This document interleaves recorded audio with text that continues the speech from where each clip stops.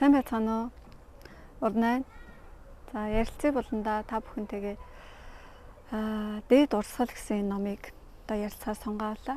Энэхүү номын маань агуулгын тухайд гэвэл хувь хүн одоо албан байгууллага нэгч бай тэ бүхэл одоо зүйлүүд дээр гэр бүлт ч гэсэн асуудлууд үүсдэг.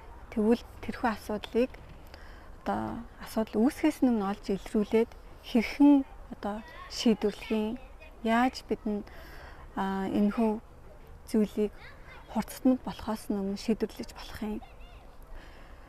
Дээд урсгалдаа хөрөнгө оруулснаар ямар боломжууд байдгийг гэдэг тухай ерөнхийдөө өгүүлэх болно.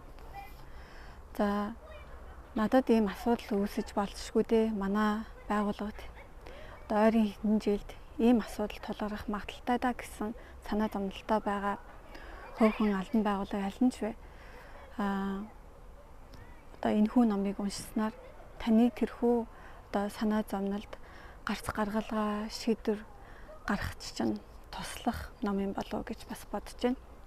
За миний ойлгосон зүйл гэвэл одоо ямарваа нэгэн зүйл одоо хийчээд үр дүнг агуу одоо яаравчлаад яарад идэг хүн тэгвэл үйлдэхийг яарад үр дүнг харин төвчээртэй хүлээх ёстой юм байна. Энэ зүйлийг энэхүү номыг уншаад ойлгож авлаа. Танд ч гэсэн одоо энэ номыг уншсан болвол ямар бодол сэтгэл төрсөн ойлгосон зүйл бас юу байсан бэ? Бас хуваалцаарай гэж хүсэж байна. Дараагийн ярилцээ болондоо өөр сонирхолтой номоороо бас уулзах болно.